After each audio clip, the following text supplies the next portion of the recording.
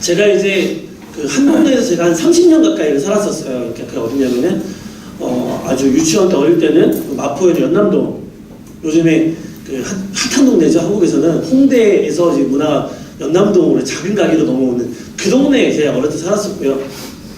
그리고 제가 이제 한 3년 산 동네는 이제 그 옆에 있는 서대문 연희동에 제가 오래 살았었습니다. 그래서 거기서 한 30년은 살았었는데 그 동네에 야트막한 산이 있어요. 해발 한 270m 되는 그렇게 높지 않은 산이 있습니다. 근데 그 산에 제가 어릴 때 아카시아 나무가 굉장히 많았습니다. 아카시아 향이 굉장히 진하잖아요. 그래서 저는 그 향이 너무 좋았거든요.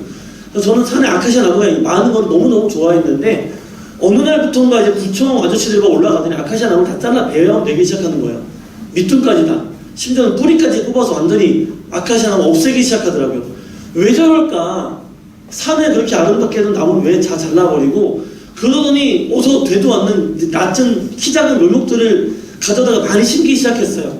아름드리 막 아카시아 나무 다 잘라버리고 작은 나무 심는 게 어린 저의 입장에서는 참 이해가 되지 않았었습니다. 그런데 지나고 나니까 이제 말하는 알분들 말씀해 주시는 게 아카시아 나무가 너무 생명력이 강해서 주변 나무를 죽인다고 하더라고요. 맞습니까? 그래가지고 사실은 우리 동네에 있는 그 산의 생태가 아카시아 나무 때문에 다 죽어버린 거예요. 사실은요. 아카시아 나무만 무성했던 거죠.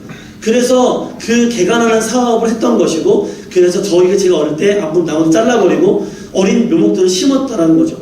아 그렇구나 라면서 알게 되었고 나무가 잘 자라네 얼른 자라서 예전처럼 나무가 푸르렀으면 좋겠다 큰 나무가 많았으면 좋겠다는 바람을 가졌어요.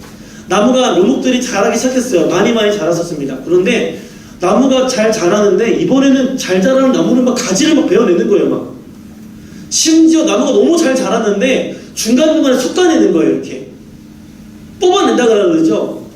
너무 촘촘히 있으니까 솎아내는 거예요. 뽑아내고 얘를 뭐 다른 데 심었겠죠. 버리진 않았겠죠. 그래서 솎아내는 작업하더라고요. 이해가 안 됐어요. 분명히 나무가 이렇게 무성해졌는데 왜 나무 잘 자라는 나무도 가지를 치고 솎아내는가 했더니 그렇게 가지를 쳐주지 않고 솎아내주지 않으면 나무가 크게 자랄 수 없다 그러더라고요. 네. 그러니까 나무가 가지가 너무 무분별하게 자라도 내버려 두면은 나무가 자라다가 스스로 죽기도 하고요. 왜냐하면 쓸데없는 가지로 영양분이 가다 보니까 나무가 온전히 자라지 못한다라는 겁니다. 그리고 아름드리 나무로 큰 나무가 되기 위해서는 그만큼 공간이 필요한데 지력을 그만큼 먹어야 되니까 빨아들여야 되니까 필요한데 그 공간이 너무 촘촘하면 자랄 수가 없다라는 거예요. 그래서 나무를 솎아냈다라고 말씀하시는 거예요. 지금은 이제 가보면 산이요 굉장히 아름답습니다.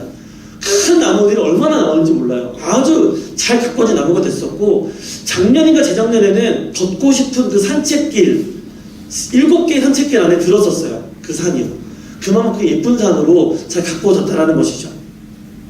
나무는요, 나무를 가꾸는 자가 나무의 가지를 치는 것은 나무를 해치는 것이 아니라 이와 같이 나무를 키우기 위함이라는 겁니다. 우리 사람들이 어린 저의 입장에서는 이해할 수 없는 행동이었지만 그것을 아시는 분들은 저거는 나무를 키우기 위함이야 라는 그 행동의 그 이유를 안다라는 것이죠. 나무를 살리기 위함이고요. 나무가 더 아름다운 꽃과 열매를 더 많이 맺게 하기 위한 그런 농부의 마음이라는 겁니다. 그래서 때로는 가지를 잘라줘야 되는 것이고 때로는 자리를 옮겨줘야 되는 것이 필요하다라는 것이죠. 오늘 본문은 우리와 예수님 그리고 하나님의 그 관계를 이야기합니다. 이 비유에서 하나님은 농부고 예수님은 포도나무고 우리는 가지라라고 말을 합니다. 농부는 포도나무를 잘 가꿔서 열매를 많이 맺게 하는 게 농부의 사명입니다. 그렇죠? 그렇기 때문에 농부는 포도원을 잘 가꿔서 열매를 많이 맺게 하기 위해서 나무를 가꾸고 돌봅니다. 그러기 위해서 쓸데없는 가지를 치기도 하고요. 이 나무를 옮겨 심기도 한다는 것이죠. 그래서 우리가 읽은 대로 열매 맺지 않는 포도나무의 가지는 농부가 잘라버리고 열매를 맺는 나무의 가지는 더욱더 열매를 더 맺게 하려고 깨끗게 하신다라고 말씀합니다. 농부의 마음을 이해할 수 있는 거죠. 충분히 이해할 수 있습니다. 여기서 농사 지으신 분들도 그냥 이렇게 제가 농사를 안 지어봐서 그냥 봐도요, 가지를 그냥 내버려 두면요, 저희 동네에 빌라에 나무를 뭐라 그러죠? 갑자기 조경수를 심잖아요. 조경수를 심는데 그때 포도나무가 있었어요, 저희 동네에, 빌라 단지에. 근데 누구도 그 포도나무를 관리하지 않아요. 왜냐면은 외진 곳에 포도나무를 심었기 때문에, 왜 과실수를 심었는지 모르겠는데, 파리 꼬이고 벌레 꼬이게 심었는지 모르겠는데, 포도나무가 있었는데 그 포도에 열매가 많이 맺히느냐, 마음대로 자라도록 내버려 뒀는데 포도나무가 열매를 못 맺어요. 왜냐면 쓸데없는 가지가 많기 때문에 결국에는 열매를 맺어도 실하지 못하고 많이 맺지도 못한다는 거죠. 근데 과수원에 있는 포도나무, 그렇게 가지치기 많이 당하고 그렇게 사람도 많이 타는데 열매를 많이 맺습니다. 실하게 맺습니다. 이유가 뭡니까? 농부의 사랑이 있었기 때문이라는 것이죠. 하나님은 농부가 되셔서 우리로 하여금 열매 맺게 하기 위해서 우리를 때로는 가지치기도 하시고요, 때로는 양분을 주시기도 하고 옮겨시키기도 하신다는 겁니다. 그 가지치기는 그래서 무자비함이 아니라는 거죠. 왜 잘 자라는 나무를 가지를 칩니까? 라는 무자비함이 아니라는 겁니다. 이거는 사랑의 동기인 것입니다. 사랑이기 때문에 더 많은 맺게 하기 위한 하나님의 은혜의 행위라는 것입니다. 그 다음으로 예수님은 포도나무라고 말씀하십니다. 그런데 그냥 포도나무가 아니라 참 포도나무라고 말씀하십니다. 가지들이 접붙여져서 좋은 열매를 맺을 수 있어야 되는데, 마치 좋은 나무인 것처럼 포장하는 거짓 포도나무가 있음을 말씀하시는 겁니다. 그냥 나는 포도나무요 하면 되는 건데 굳이 참 포도나무요라고 말씀하신 이유가 있다는 것이죠. 우리를 속여서 저기 내가 붙으면 내가 열매를 많이 맺을 수 있겠구나, 내가 많은 영분을 먹을 수 있겠구나 라고 속이는 것들이 세상 가운데 있는데, 그런 세상 가운데 거짓 포도나무가 아닌 정말 여기에 붙으면, 예수님께 붙으면 내가 영생할 수 있고 구원을 받을 수 있고 참으로 은혜를 누릴 수 있는 나의 참 포도나무가 되어주신다라고 예수님 오늘 말씀하시는 겁니다.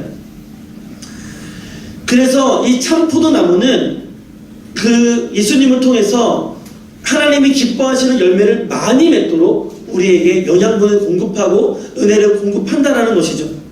그 말은 예수님이 열매를 맺으시는 분은 아니라는 거예요. 열매를 맺는 주체는 누구입니까? 가지라는 거죠. 가지. 열매를 맺는 것은 예수님의 사역이 아니라는 거예요. 예수님이 열매를 맺을 수 있지만 스스로 열매를 맺지는 않으십니다.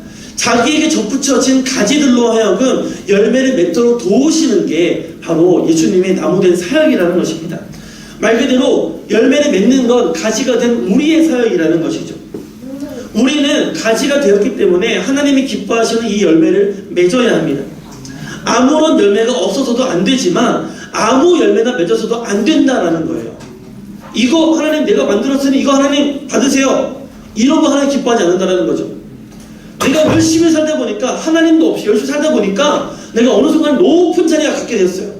수많은 것들을 내가 누리게 되었습니다. 가지게 되었어요. 그때 가서 하나님 없이 살았으면 지금까지 이 모든 게 하나님의 영광입니다, 주님의 은혜입니다 하고 받으시죠? 그러면은 안 받으신다는 거죠. 하나님이 기대한 열매가 아니기 때문에 그렇다는 거예요. 우리는 하나님이 우리를 이 땅에 보내신 그 목적에 부합하는 그와 같은 열매를 맺어야 한다는 것입니다. 그런데 이와 같은 열매를 맺지 못하면 농부가 되시는 하나님께서 우리를 그 나무로부터 잘라내시고 밖에 버려지게 될 거다라고 오늘 본문을 말씀하십니다. 그래서 우리는 예수님에게 더욱 붙어 있어야 합니다. 그런 말씀을 지금 드리려고 오늘 이 본문을 선택한 거예요. 그런데 여러분, 이 내용 모르시는 분 계신가요? 하나님 농부 되시고 예수님 포도나무 되시고 우리는 가지가 되어서 거기에 붙어서 열매 맺어야 됩니다. 열매 맺지 않으면 우리는 잘려나갑니다. 불태우는 불쏘시개 될 수밖에 없어요. 이 내용 모르시는 분 한 분도 안 계시죠? 그런데 굳이 이 다 아는 얘기를 다시 한번 들려드리는 이유는 뭐냐면, 우리의 생각 이면에 깔려있는 어떤 틀이 우리의 이 삶을, 말씀의 적용을 잘못 적용을 이끌기 때문에 이 말씀을 드리는 거예요. 우리 안에 어떤 개념이 잘 잡고 있냐면은 보냄받다, 파송받다라는 개념이 우리에 잡혀져 있습니다. 그래서 우리가 하나님께 예배하고 교제하고 은혜를 누린 다음에 다시 나의 삶의 터전으로 파손되어진다. 그곳에 내가 살아내야 한다. 무언가 해내야 된다라는 개념을 우리가 가지고 있어요. 이 생각 이면에 깔린 게 뭐냐면은 하나님께 나아가서 예배할 때 말씀을 읽는 그 순간에 주님과 교제하는 그 순간, 기도하는 그 순간에는 내가 하나님과 붙어 있어요. 그런데 세상으로 나아가면은 순간 내가 하나님과 분리된다는 개념을 가진다는 것이죠. 제가 왜 이렇게 생각하냐면은 교회 안에 있을 때는 누구도 하나님을 찾지 않는 사람이 없습니다. 기도할 때 주여 주여 안 하시는 분은 아무도 안 계시잖아요. 근데 세상에 살아가면서 여러분 하나님을 얼마큼 의지하십니까? 아주 사소한 그 문제 하나하나를 하나님을 의지하시며 나아가십니까? 하나님의 은혜를 구하세요. 우리 안에 내재적으로 깔리는 게 뭐냐면은 이 정도는 충분히 내가 할 수 있어 라는 판단이 순간적으로 들면은 우리는 그런 거 하나님 의지 안 합니다. 우리가 그냥 해요. 내 안에 있는 은혜로 내가 가진 능력으로 이거 그냥 한다라는 거죠. 그 말은 뭐냐면 그 순간 하나님 괜찮아요. 하나님 쉬세요. 하나님 잠시 쉬어도 돼요. 필요 없어요. 내가 할 수 있어요. 그런 마음이 우리에게 있다라는 거죠. 순간적으로 하나님 분리가 우리에게 일어남을 우리가 알고 암묵적으로 인정한다라는 거예요. 암묵적으로 하나님과 분리된 삶을 우리가 살고 있다라는 거죠. 나도 모르는 사이에 우리가 그렇게 하나님과 분리된 인생을 살고 있기 때문에 우리 안에 그로 인한 어려움과 아픔과 시험이 들어올 수 있다는 것입니다. 저부터 그렇지만 그렇게 생각하는 이유가 하나님의 도우심을 이렇게 순간적으로 보지 않을 때 이것이 쌓이고 쌓인다라면 결국에는 하나님 없는 인생도 살 수 있게 되어지기 때문에 이 말씀을 드리는 겁니다. 우리가 매 순간 하나님으로부터 은혜를 공급받아야 하고 말씀을 들어야 함에도 불구하고 그 필요를 느끼지 못하는 거예요. 우리가 삶에서 특정 순간에 저장해 놓은 것을 가지고 살아가야 한다고 생각하는 겁니다. 세상에 많은 것들이 그와 같은 이치를 우리에게 보여주고 있습니다.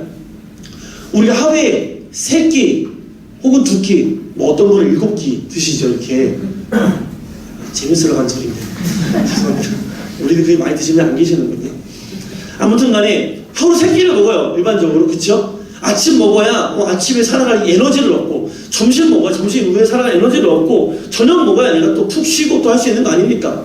3끼 꼬박꼬박 챙겨 먹어야 우리가 힘낼 수 있는 거잖아요.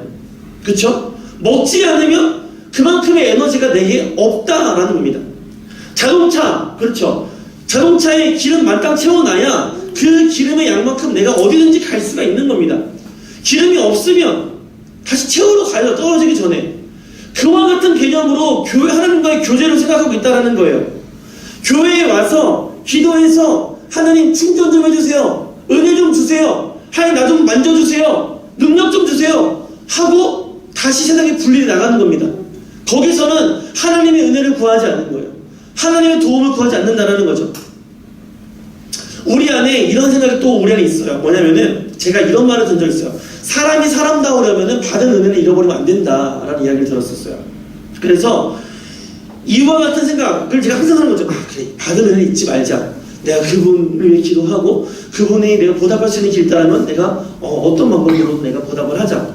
그래서 내가 충성하는 게 보답이라면 충성을 하고 내가 헌신하는 게 보답이라면 헌신을 하고 내가 뒤에서 기도하는 게 중보하는 거라면 중보하고 그렇게 은혜를 잊지 말자. 감사하며 살자 라고 생각한다는 거죠. 근데 그 이면에 무슨 생각이 있습니까?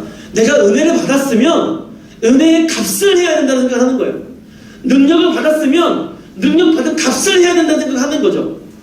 그 말은 뭐냐면 은혜를 받았으면 최소한 그분에게 민폐는 끼치지 말아야지 또 내가 뭘 도와달라고 손을 벌리냐 이런 생각이 우리에게 있다라는 거죠. 여러분 안 그러세요?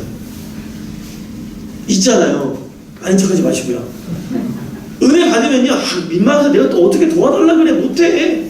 이게 우리 생각이에요. 그런데 여러분 이건 겸손 아닙니다. 하나님 앞에서는 최소한 하나님 앞에서 이건 겸손이 아니에요. 왜냐하면 하나님 분명히 우리를 부르실 때 너 나무야 너 포도나무니까 네가 스스로 자라서 열매 맺어라 하지 않으시고 예수님이 포도나무고 너는 가지라라고 하셨거든요.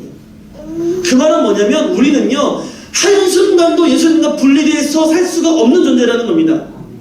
매 순간 하나님의 은혜를 구해야 되는 존재라는 거죠. 그런 하나님의 은혜가 없이는 우리가 살 수가 없는 게 우리 존재라는 거예요. 여러분 여기에 꽃이 하나 있습니다.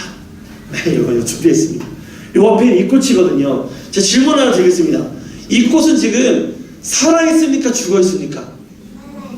살아있어요. 그쵸? 아직은 살아있습니다. 근데 이대로 놔두면 살까요? 죽을까요?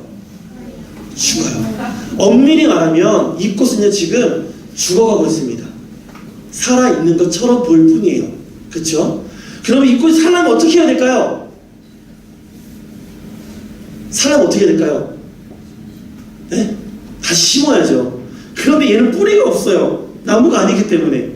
얘가 살기에는요 다시 원래 있던 줄기에 접붙이는 방법밖에 없습니다. 얘를요 살기꺼니에서 물에 담가 놓으면은 잠시는 사는데요, 그냥 놔두는 것보다 오래 사는데요, 결국에는 죽습니다. 왜냐면은 원 줄기에서 떨어져 나왔기 때문에 얘는 죽는다는 거죠. 물에 담근다는 것은 우리가 거짓 포도나무에 참 포도나무가 아닌 거짓 포도나무에 접붙임 받는다는 것을 의미합니다. 당장은 살 것처럼 보여요. 세상이 주는 어떠한 능력, 어떠한 자리는요 나로 하여금 성공하게 얻을 것처럼 보이고요, 승리할 것처럼 보이게 합니다. 그런데 잠시는 살 수 있어요. 잠시는 형통은 같아요. 그런데 결국엔 죽습니다. 우리를 구원에 이르게 할 수가 없어요.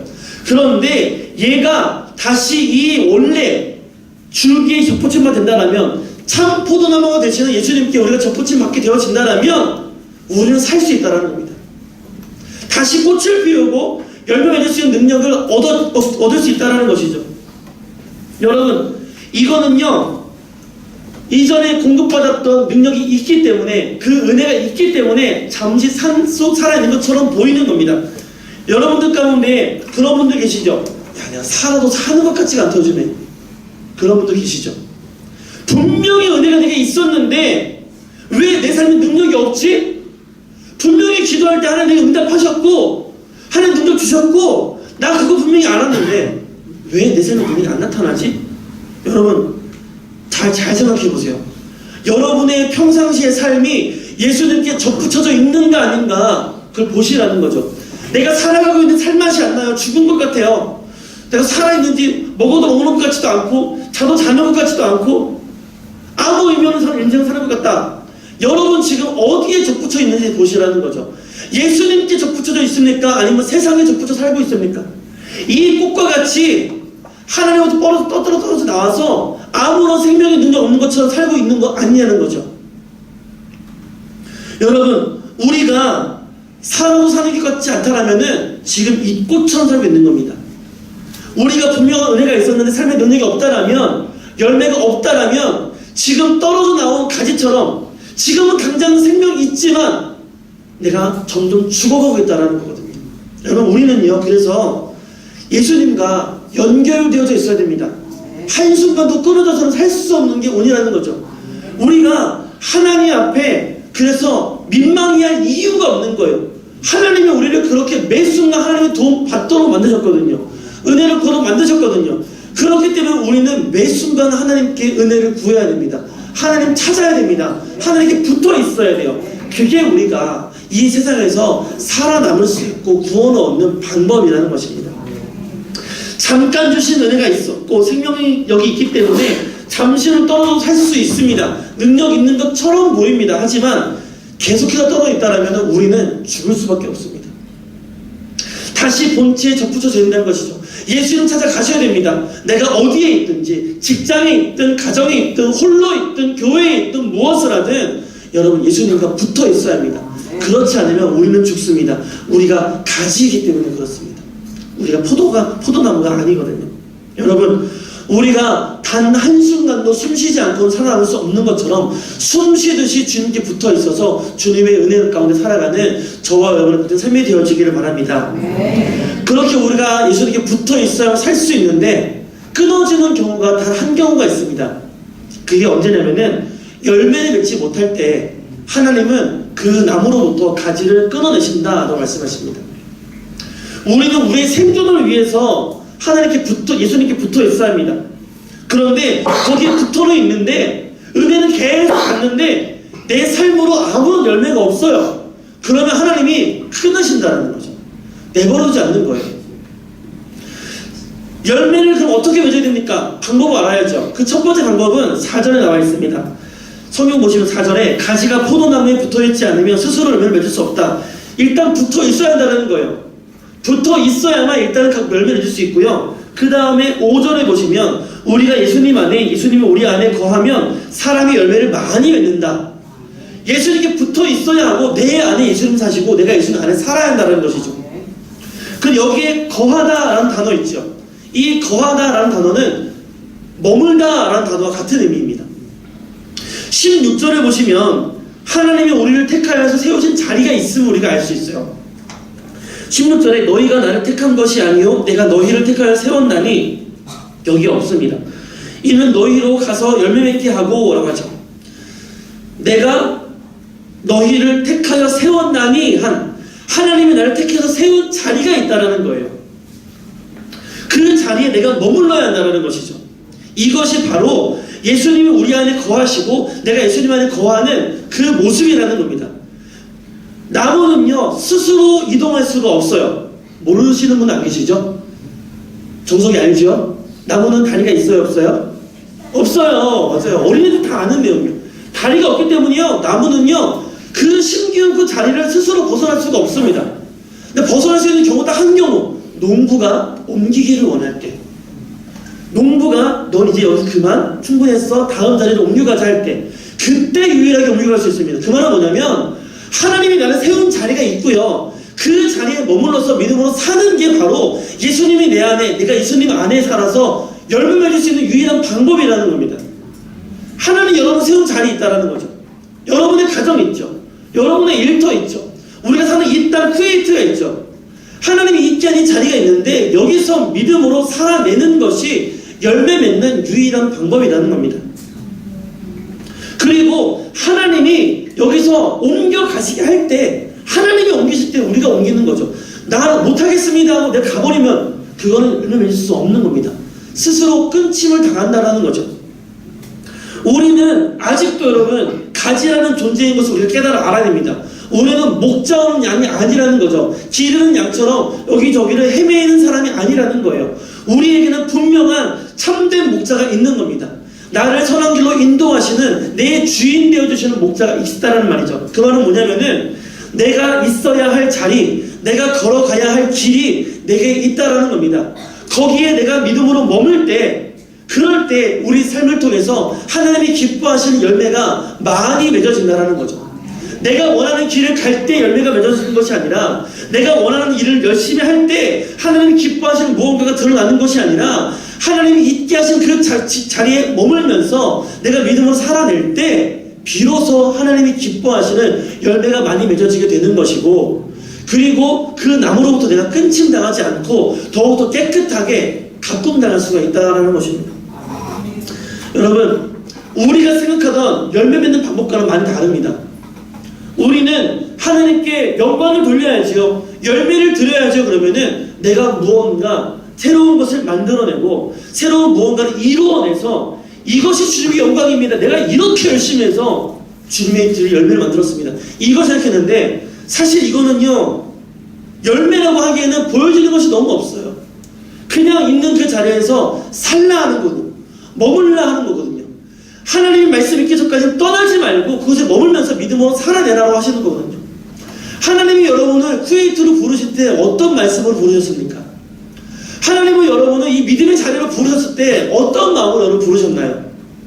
하나님이 여러분을 예수 그리스도의 자녀로 내 백성으로 삼으셨을 때 하나님은 왜 여러분을 부르셨습니까? 그 자리로. 이유가 있다는 거죠. 우리 모두에게 동일하게 주신 이유는 주를 찬양하라고, 땅끝까지 내 증인 되라고 부르셨다는 겁니다. 이거 모르겠으면 이거 붙들고 살면 되는 거예요. 이 땅 쿠웨이트에서, 내 직장에서, 내 가정에서 주의 증인 되기 위하여서 주님을 예배하는 사람으로 거기에서 믿음으로 살아내면 되는 겁니다. 가족의 핍박이 있어도 묵묵히 살아내면 되는 거예요. 하나님이 믿지 않는 가정에 날 보내신 이유가 있겠죠. 믿음으로 살면 되는 겁니다. 어떠한 열매가 없어도, 보여지는 어떠한 결과가 없어도 그러면 하나님이 그 삶을 열매로 받으신다는 거죠. 여러분, 믿음으로 사는 인생 자체가 열매인 것을 우리는 말씀 가운데 깨달아야 합니다. 하나님이 기뻐하시는 무엇인가를 우리가 억지로 만들려는 것이 아니라 하나님이 있게 한 그 자리에서 내가 온전히 사는 것이 하나님이 기뻐하시는 열매라는 것입니다. 그래서 우리는 매 순간 한 예수님께 붙어 있어야 합니다. 그렇지 않고서는 여러분 우리 삶의 어떠한 모습으로도 내가 하나님께 기뻐하시는 열매를 드릴 수가 없다는 것이죠. 거꾸로 말하면 예수님께 붙어 있기만 하면 여러분 숨 쉬는 것만으로도 하나님이 기뻐하시는 열매가 될 수 있다는 것입니다. 사랑하는 성도 여러분, 말씀을 맺겠습니다. 혹시 나무의 가지가 아닌 나무의 기둥에서, 이 옆구리에서 열매가 딱 열리는 거 보신 적 있으세요? 전 사과나무를 한 번도 본 적이 없거든요. 사과나무도 이렇게 나무 기둥이 있겠죠? 근데 그 기둥에 사과나무가 이렇게 사과가 정말 말도 안 되게 여드름처럼 딱 나무 가지가 아닌 나무 기둥에 귤이 딱 하고 붙어 있어서 보신 적 있으세요? 우리 제일 흔히 보는 게 여기 대추야자 나무잖아요. 대추야자 나무 기둥 아시죠? 딱딱하고 그 기둥에서는 줄기도 나오지 않아요. 근데 거기에서 대추야자가 이렇게 뻗어나오는 거 보신 적 있으세요? 없어요. 열매는요, 가지에서 맺힌다는 거죠, 가지에서. 예수님이 나무가 되시기 때문에 스스로 열매를 맺지 않으십니다. 그런데 예수님이 못해서 안 하는 게 아니에요. 하나님이 그렇게 섭리 가운데 말씀하셨기 때문에 예수님은 나무로서 가지를 키워내고 열매 맺도록 도우시는 사역을 하실 분이라는 겁니다. 예수님이 할 수 있는데 안 하신다는 거죠. 그 말은 가지인 우리가 열매를 맺도록 기다리신다는 겁니다. 우리는 이 일을 할 때요, 저 사람이 맡은 일이 있고 우리가 맡은 일이 있기 때문에 그와 내가 같이 일을 이루었을 때, 같이 마쳤을 때 일이 완성되는 것을 압니다. 근데 나는 했는데 저 사람은 안 해요. 그러면 우리가 기다려줍니까?